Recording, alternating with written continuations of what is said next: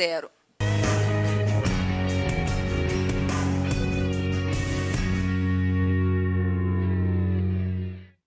Eu estou de volta com o professor Marcos Aurélio Martão, conversando sobre a execução. Professor, que tipos de cuidados devem ser tomados antes de executar um projeto?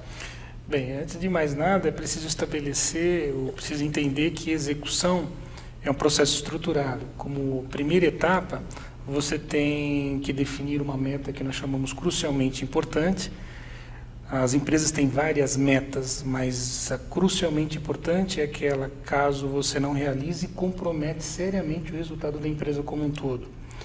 Num segundo momento, uma segunda disciplina desse processo, é você atuar sobre as medidas de direção, medidas que vão conduzir você ou a empresa a atingir essa meta crucialmente importante.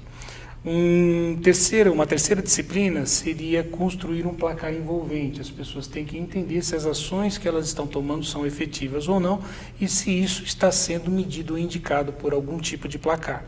E, por último, estabelecer uma cadência de responsabilidade. As pessoas têm que se sentir responsáveis por isso. Que cuidados que devem ser tomados durante a execução de um projeto é saber se o projeto está alinhado com essa meta crucialmente importante. Por exemplo, vamos imaginar que a meta de uma empresa seja aumentar o índice de satisfação dos seus clientes em 8% durante ou no período de um ano. Um projeto de reciclagem de resíduos pode se tornar muito interessante ou importante, porém, se ele não tiver uma ligação direta com essa meta de aumentar a satisfação dos seus clientes, o esforço e a motivação das pessoas envolvidas nesse projeto pode ser questionável. E quais são as etapas? O professor até acabou já citando as etapas de um processo de execução dentro de uma empresa. Existem as etapas da estratégia e as etapas da execução. A estratégia analisa o ambiente externo, o ambiente interno, e a parte importante que deve ser observada é que na elaboração da estratégia, a execução deve fazer parte. Eu tenho que pensar em como executar a estratégia que foi ou que será definida. Na questão da execução, nós temos 4 disciplinas que, seguindo essas disciplinas, essas etapas, tende a ter sucesso, um grande sucesso, a execução, o que corresponde a um sucesso estratégico. O ideal dentro de uma empresa é que a pessoa que está fazendo o planejamento da estratégia esteja envolvida com a execução, seja um processo de pessoas envolvidas do início ao fim, para que ele tenha uma maior chance de ser bem-sucedido? Para responder essa parte, convém buscar algumas definições a respeito do que o Rancharan comenta em seu livro Execução. Ele define que existem 3 processos chaves para que a execução seja bem sucedida. Primeiro seria o processo de estratégia, como nós acabamos de citar, é uma série de análises. Uma vez feito isso, a gente entra no processo de pessoas, que é o mais importante, que aí responde a sua pergunta. Nós devemos identificar quais seriam as pessoas responsáveis por essa execução, aquelas que têm efetivamente capacidade e habilidade para isso. Se elas estiverem envolvidas na estratégia, melhor ainda, mas não necessariamente elas estão limitadas a quem faz a estratégia e elabora também a execução. Seria interessante envolvê-las de uma forma geral, mas a definição de quem e se ela tem capacidade ou não para executar será um ponto determinante.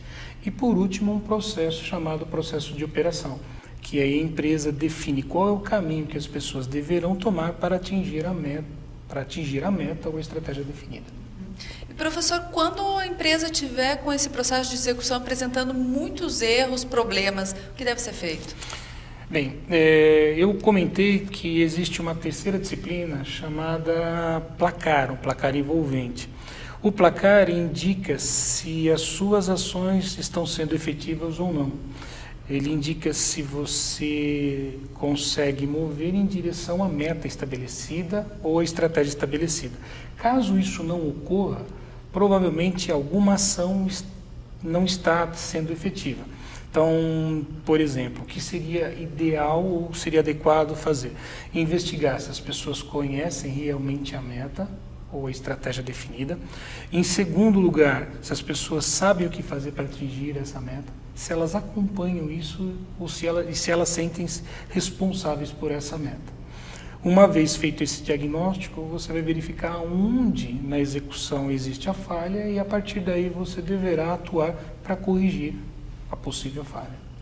Professor, como os empresários e os gestores devem tratar esse processo da gestão que é a execução? Que atenção eles devem dar para esse processo dentro das empresas? Bem, a grande ideia que os empresários deveriam prestar mais atenção ou estar mais focado é que execução é um processo cultural. Eles deveriam entender que existe aí uma mudança de cultura, a mudança da cultura para a cultura da execução. E toda mudança de cultura requer tempo, requer esforço e requer muita dedicação. Execução, em suma, para os empresários, deve fazer parte integrante da estratégia. Ela deve ser a primeira tarefa do líder e ela é o ponto-chave da cultura da empresa. Em resumo, a cultura da execução é o caminho mais rápido para o sucesso empresarial. Que ótimo!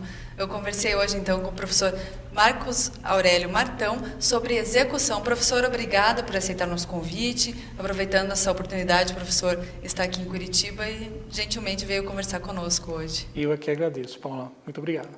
Eu conversei sobre execução com o professor Marcos Aurélio Martão. Você que está nos assistindo, não saia daí, nós vamos para um pequeno intervalo, mas voltamos já já.